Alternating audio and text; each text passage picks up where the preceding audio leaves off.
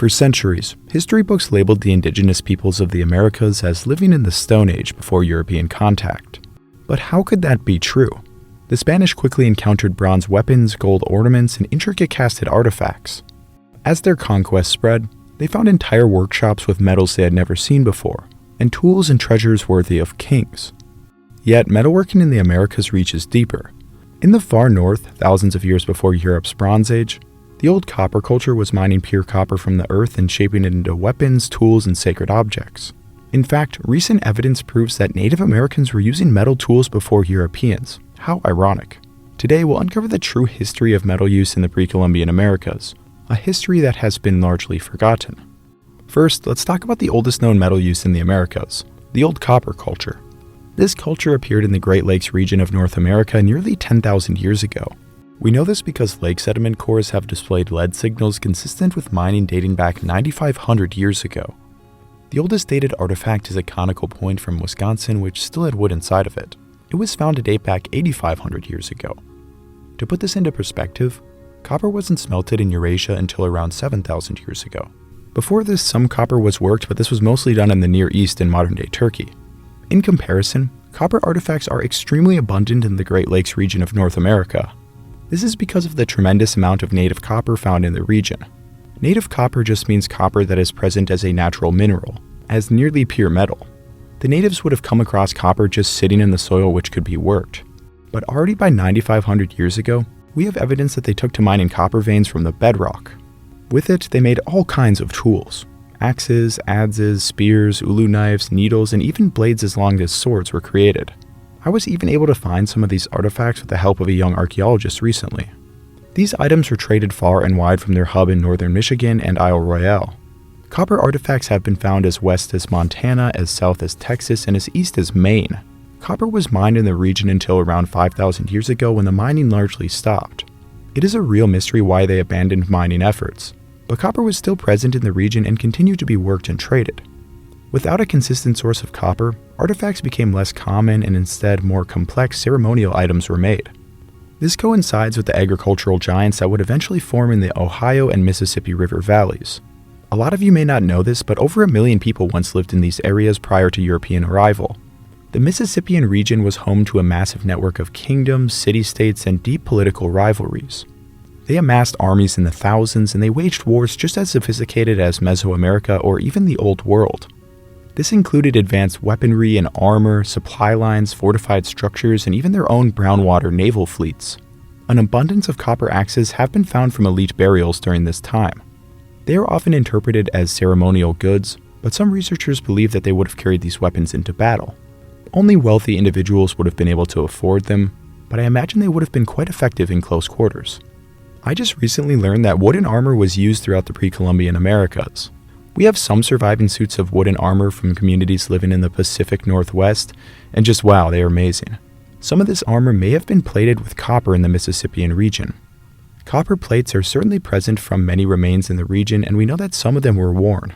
So maybe some were used as parts of armor. It is just so fascinating to think about wood and stone and copper-bearing troops warring it out in pre-Columbian North America. But copper's value was also sacred in these societies. Copper artifacts are found in mounds all over eastern North America. From Mound 25 at the Hopewell site, archaeologists recovered a remarkable copper headdress shaped like antlers. It was likely an item that would have been worn by a shaman or an elite figure during ritual performances. Ceremonial axes and other regalia reinforce the social and spiritual order of these powerful centers. Some of the copper used for these plates came from the Great Lakes region, though some also came from sources in the Appalachian Mountains. Pounding out copper so thin and large without cracking is a very difficult process, and some of these are truly striking. Copper plates often show raptorial birds and avian-themed dancing warriors.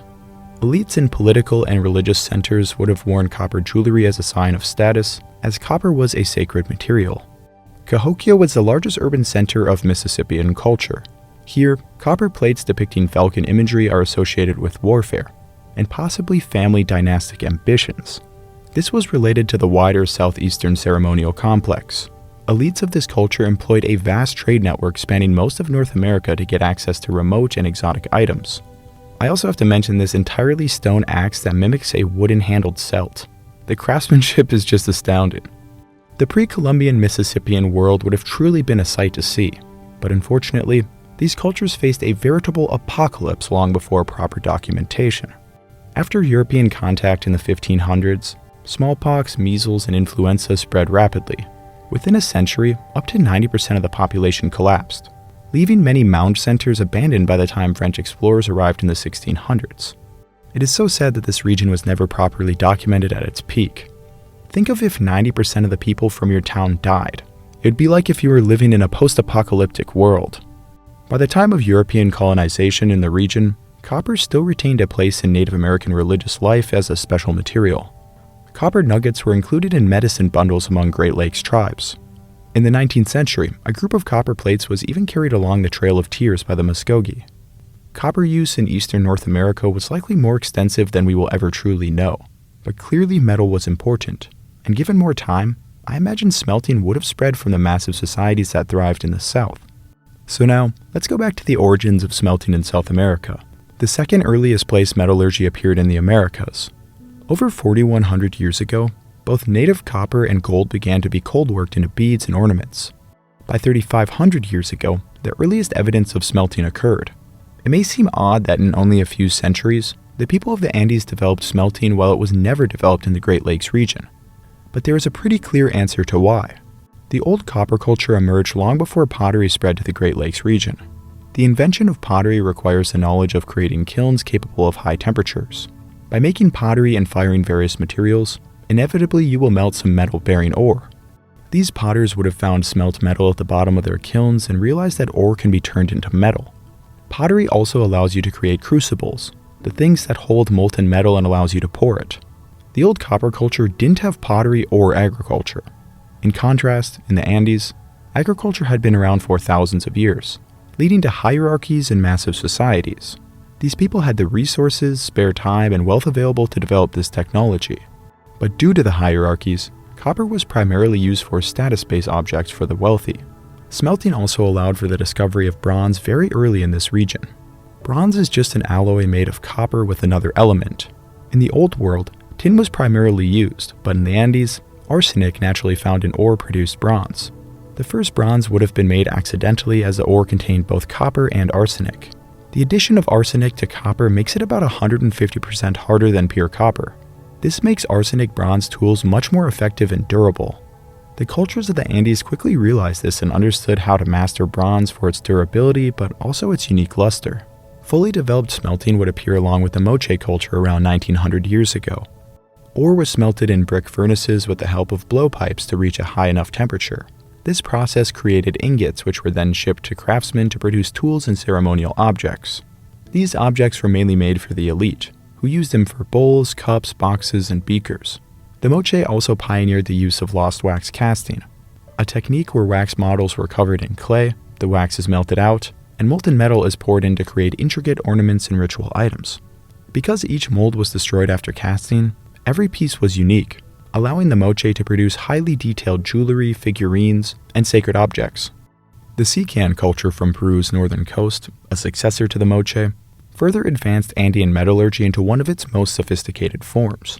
Sican smiths were not only skilled in smelting, but also casting, hammering, alloying, gilding, and silvering. Numerous bronzes were developed, one of which being bismuth bronze. Adding bismuth makes the metal more corrosion resistant, and it is worth noting that bismuth bronze wouldn't be used in Europe until the 18th and 19th centuries. Another popular alloy was guanin or tumbaga. This alloy was made of copper, gold, and silver, and was prized for its reddish color and shine. With their alloys, they produced masks, tools, tumais, crowns, ornaments, and ritual figurines on an unprecedented scale. Their workshops turned out both utilitarian tools and dazzling ceremonial regalia, which suggests a highly organized system of metal production. And some of these objects were coated with incredibly thin layers of gold and silver, only about 0.5 to 2 microns thick. They did this through a form of electrochemical replacement plating, dissolving gold and silver in heated salt-based solutions and then immersing copper sheets so the precious metals deposited evenly across all surfaces. To make the coating permanent, they heated the gilt copper, causing the gold and copper to diffuse together at the surface. This process produced durable, uniform gilding that looked almost like modern electroplating, but it was achieved with entirely pre-Columbian techniques.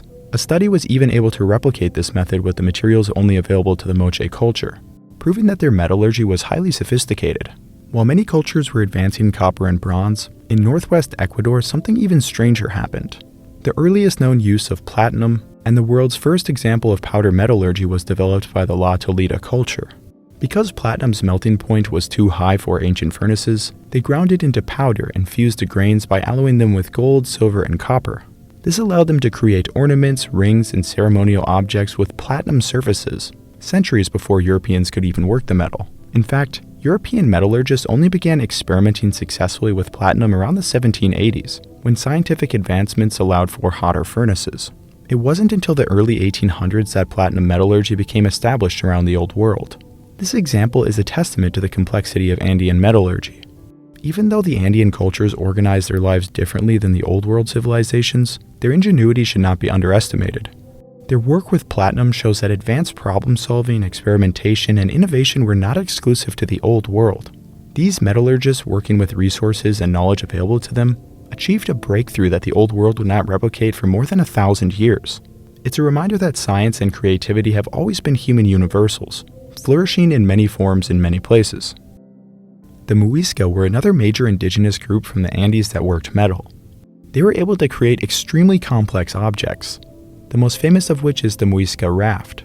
This object was cast using lost wax casting, and casting such a complex shape through this method is extremely hard. This raft is actually an offering that depicts a ritual.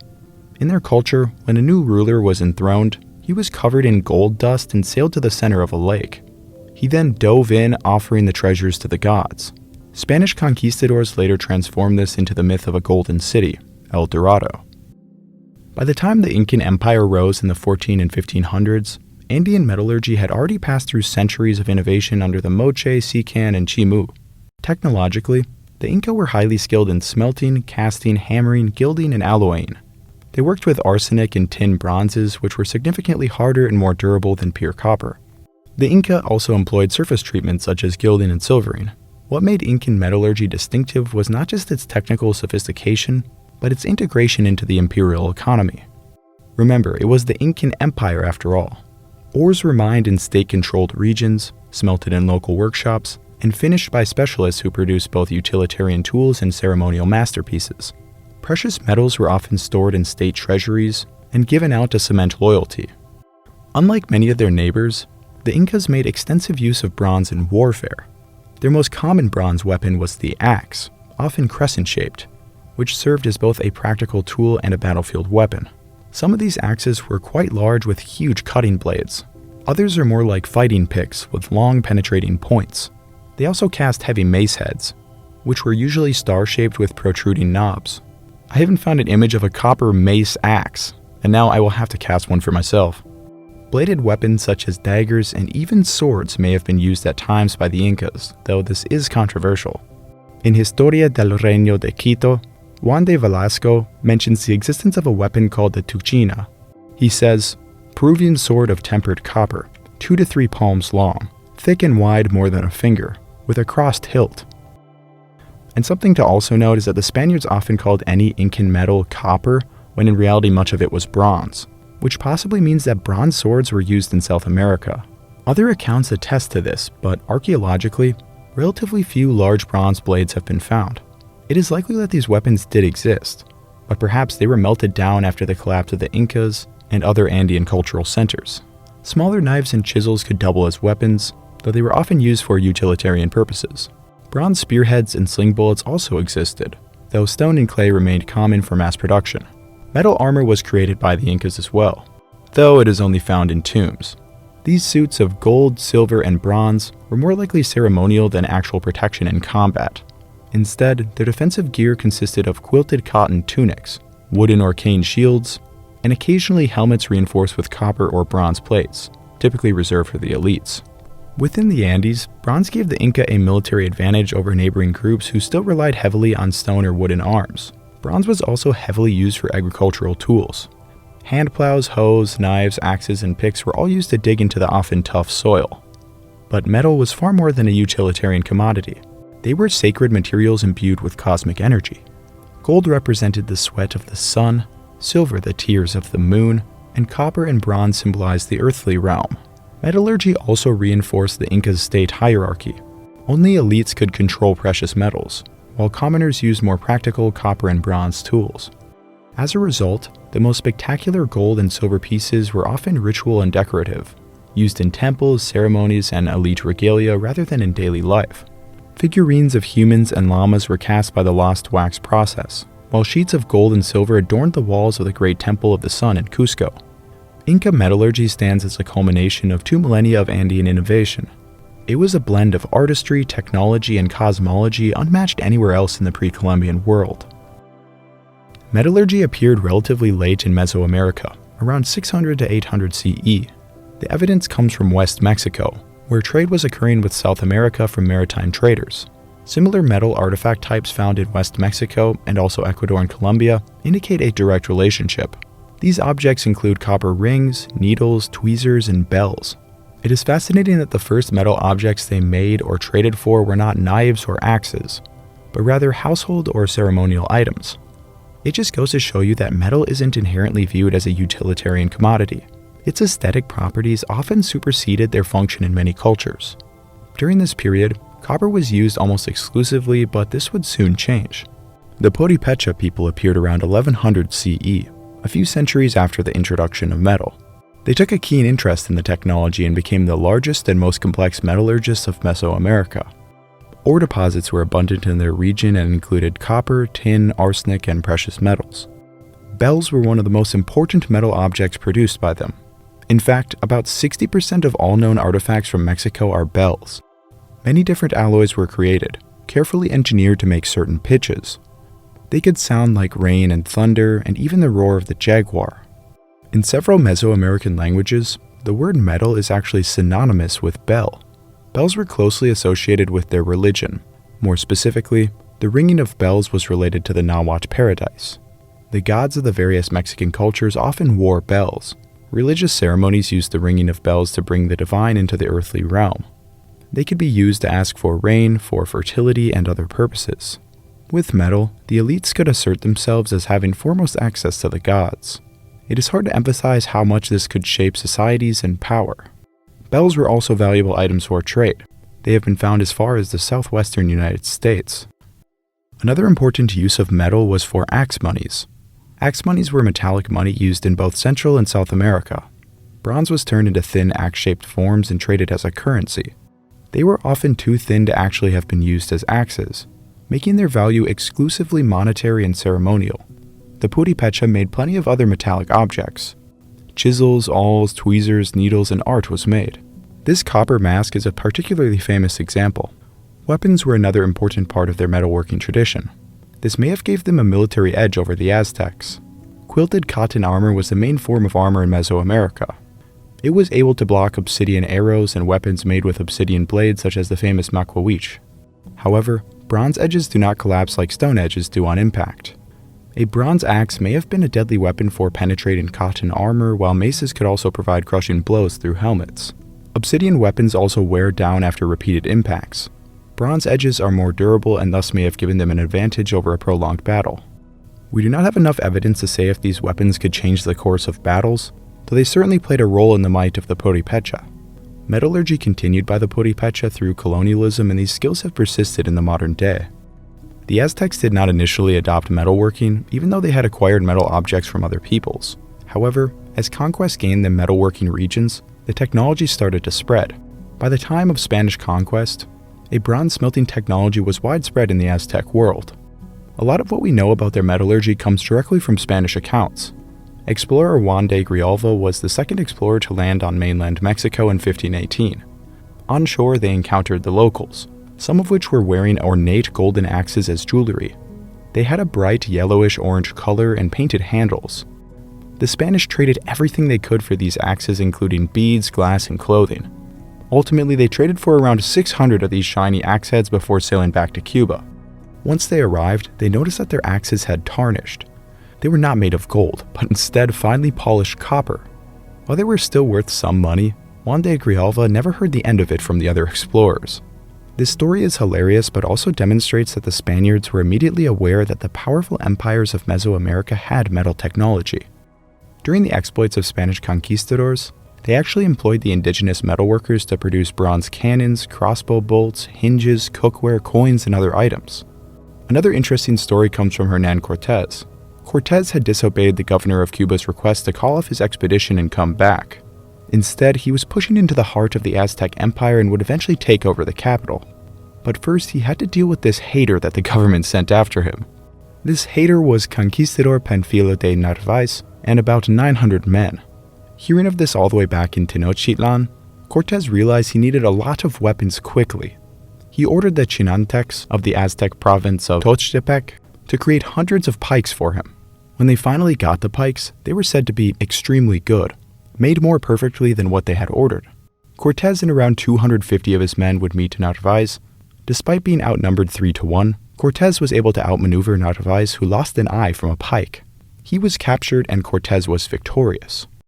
This example is fascinating as it shows that weapons the Spanish considered extremely good were able to be created by Aztec metallurgists. But this begs an interesting question. If they could create 100 well-made bronze pikes in a short period, why did the Aztecs almost exclusively use obsidian in battle?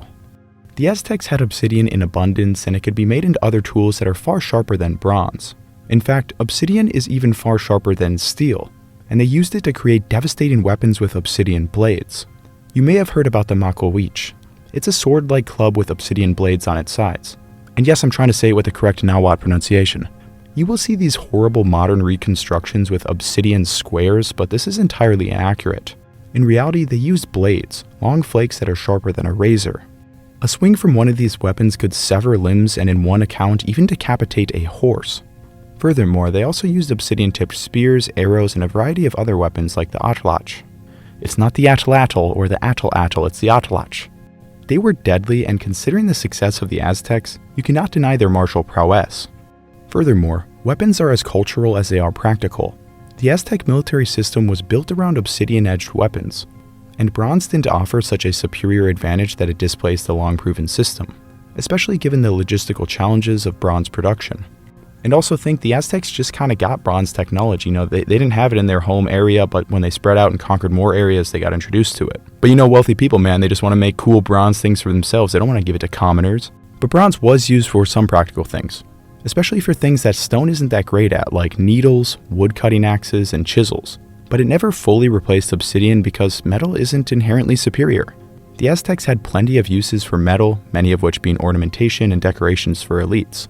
They even covered some wooden objects in gold. When I was back in Florence, Firenze, over the past summer, I came across something that blew my mind. In the Ethnography Museum, they had an authentic gold-covered atlach. Just to think this was carved by hand by some Aztec artisan, covered in gold, captured by a European and carried all the way back to Italy. The hands that touched this thing were involved in some of the most significant events in world history. And how in the world did they make this? I really don't know how gold was made so thin and then applied to wood, but clearly these craftsmen knew what they were doing. Overall, copper and bronze had an interesting niche within domestic life in Mesoamerica. Their capabilities were well understood for tools and ornamentation, and they were used alongside stone, wood, and bone. It is also important to know that metallurgy wasn't limited to the Aztecs or the Purépecha. Mexico was very interconnected through trade, and wealthy individuals would have been able to purchase metal objects or have them made in many major towns in Mesoamerica. Metalworking was also produced in other regions like Panama, Costa Rica, across the Yucatan Peninsula, Cuba, and other Caribbean islands. Considering metallurgy was so complex in both North and South America, naturally you must wonder why wasn't iron ever smelted? It is true that pre-Columbian Native Americans never smelted iron, but they did in fact mine and use natural iron ores like magnetite, pyrite, and ilmenite. These were polished into mirrors, ornaments, and ceremonial items. Some of these mirrors were even used to light fires and as a reflecting device used to align monuments. In warfare, iron pyrite and ilmenite were even used on armor. It is hypothesized that the Olmec sewed ilmenite beads into protective armor. Mosaics made of iron pyrite was also used to cover some of their armor.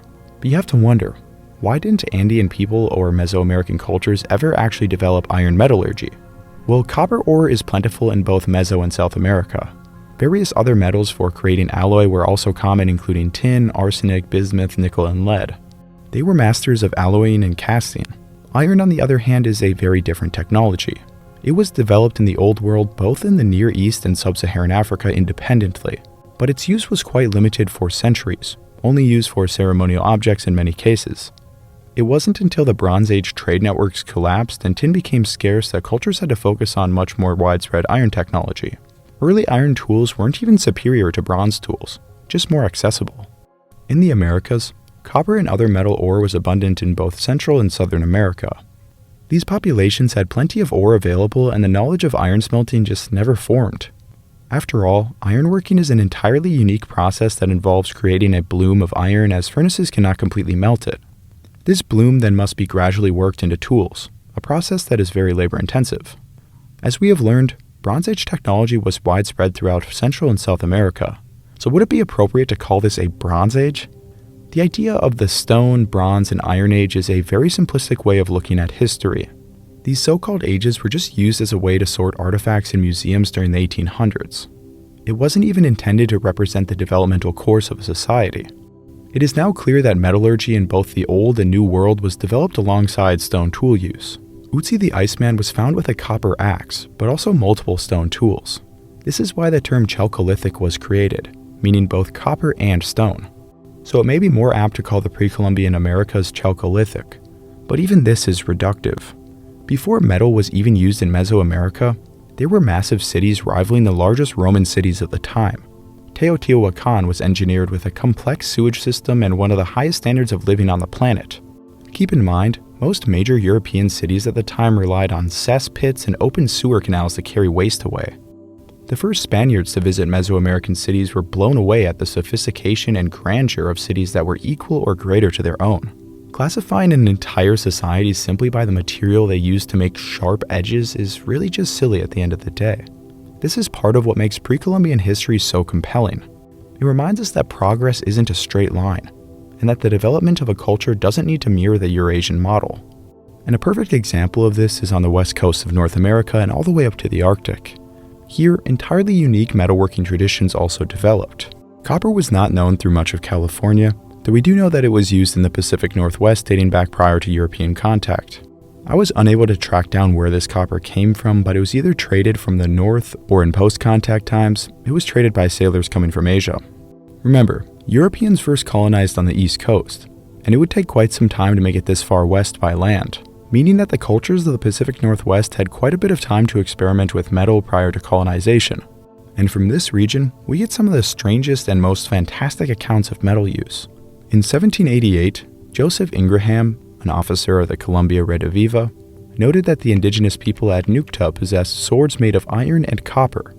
In 1792, Lieutenant W.R. Broughton of the Chatham reported seeing indigenous people with large copper swords near Oak Point on the Columbia River. Broughton's vessel was surrounded by 23 war canoes, but luckily his valuable gifts persuaded them to take off their armor. But he noted, they would neither part with their copper swords nor a kind of battle axe made of iron. In 1806, Lewis and Clark also made a similar observation. They have a number of large scimitars of iron from 3 to 4 feet long which they hang by the heads of their beads. The blade of this weapon is thickest in center, though thin even there. All of its edges are sharp, and its greatest width, which is about 9 inches from the point, is about 4 inches. The form is thus. This is a formidable weapon. And these are actually real sketches Lewis and Clark made of these weapons. They claimed that some of them are up to 4 feet long and 4.5 inches wide. These swords have been named Wapato or Potamugen swords. It seems that these weapons evolved from earlier bladed clubs of stone and whalebone. Many people don't know this, but the peoples of the Pacific Northwest were very numerous, and they had warriors clad in armor and massive canoes in which they warred in. It is unclear how long they may have used metal swords, though the patina on some of these specimens suggests they may have used them for centuries. A piece of copper this large likely came from Eurasian trade, or possibly shipwrecks. We do know that copper was also used in this region in pre-Columbian times, as small artifacts have been found that are over 1,000 years old. This copper was likely traded from the north by the Tlingit people. The Tlingit of the northwestern coast were known to use native copper from the region. It is unclear how long copper has been used in the region, but evidence suggests well over 1,000 years. They turned this copper into very well-made knives. The craftsmanship on some of these is astounding. The daggers have central ribs running through them and often muskhorn handles from the remote interior. Others have fluted double-sided blades that are just so unique. The Tlingit already knew how to work copper long ago, but trade with Russians and Americans would have got them a new source of material. Vast quantities of commercial metals were traded to the Tlingit for sea otter pelts and other goods. The Tlingit monopolized the copper trade and served as middlemen for many other cultures of the region. Iron from trade and notably shipwrecks was also important to the peoples of the northwest coast. Japanese shipwrecks were often carried away with the current to North America. Iron had become a tradition throughout many cultures, and this was also related to the use of meteoric iron, as we'll get to later. Moving inland, the Dene inhabited a vast region of the spruce forest interior. Copper tools have been found dating back over 5,000 years ago. Like the old copper culture, native copper was worked very early on. It is even possible that the old copper culture had trade or some kind of transfer of knowledge with the cultures of the northern interior. Or perhaps it was entirely independent. Copper may have been worked in this region much further back in time. We simply do not have enough research to say. What we do know is that copper was used in this region for thousands of years, and they produced some of the most advanced metallurgy of North America. They created complex knives with interesting tangs. Some were hafted as spears, and thus the tangs prevented penetration too far into bear, like a boar spear. This would have prevented the bear from mauling the hunter when impaled. Dene daggers, in copper and steel, show both heat treatment and stress hardening as methods for controlling strength and edge hardness of tools. Dene copper arrowheads, awls, and other tools show equally expert technology. And finally, to wrap it up, we are moving to the top of the world where the Inuit live. The Inuit had access to unique sources of metal that shaped their technology long before European contact. Along the Coppermine River and around the Great Bear Lake in Canada, they worked native copper that could be hammered directly into useful forms without smelting. In Greenland, they exploited several distinct sources of iron. Some scholars have suggested that contact with Viking colonies may have introduced the first metal to Inuit in Greenland, perhaps sparking their interest in natural metallic sources. Nevertheless, the Greenland Inuit independently made use of three prehistoric sources of iron: the massive Cape York meteorites in northwestern Greenland, veins of native iron in the basalts of Disco Bay, and iron spikes salvaged from driftwood. And this iron was worked in much of the same way that Central Arctic groups shaped native copper, through stone sign, grinding, and cold forging, rather than through smelting. With these techniques, the Inuit created knives, projectile points, ulus, harpoon heads, adzes, awls, and ornaments, and they were often combined with stone, bone, and ivory to make deadly weapons. Their metallurgy not only highlights remarkable ingenuity, but also raises complex questions about transatlantic contact and cultural exchange. But trade was also occurring with Eurasia on the other side of the Arctic between the Siberian and Alaskan indigenous. The gap between Russia and Alaska is only about 50 miles wide, and by using the small islands in between as resting points, this was not a hard paddle at calm water. In fact, the indigenous people of this region didn't see themselves as different people just because they lived on different sides of the Bering Strait. And we even have evidence that bronze artifacts were traded from Siberia into Alaska in prehistory. The discovery of 6 metal artifacts at Cape Espenberg in Alaska has provided some of the most striking evidence from pre-Columbian metal trade between the Old World and the New. Excavations revealed that artifacts such as a fishing hook, a needle, cylindrical bead, and a buckle were found to be smelted alloys containing large amounts of tin and lead. These leaded bronze artifacts could not have originated locally. Instead, they represent the first confirmed appearance of Eurasian smelted alloys in prehistoric Inuit context in North America. Radiocarbon dating places these artifacts between 1000 to 1500 CE, which is centuries before sustained European contact in the Bering Strait. Their presence demonstrates that metal was moving across the strait through exchange networks linking Alaska and Siberia. It is just so fascinating to me because on maps it appears like North America was isolated from Eurasia, when in fact it is almost touching in some places, and people of these regions considered themselves as kin. In conclusion, the peoples of the Americas were not confined to a Stone Age. From the copper mines of Lake Superior and the sacred plates of Cahokia, to Andean and Mesoamerican furnaces casting bronze, metal was utilized all over the pre-Columbian Americas. Sometimes it planted crops, cut down trees, and fought wars, and sometimes it crowned kings and spoke to the gods. Often it coexisted with stone, bone, and wood, not as a linear upgrade, but as a part of a deliberately chosen toolkit. Complex alloys, platinum working, and gilding prove that large urban centers of the Americas were capable of scientific processes, even if metal never fully replaced stone tools. These are not the signatures of a continent waiting for progress. It was a continent full of craftsmen and culture, and now with a better understanding, I hope you spread this information all over the internet and to those stubborn old relatives. The history of the pre-Columbian world was largely destroyed and covered up by colonial myth.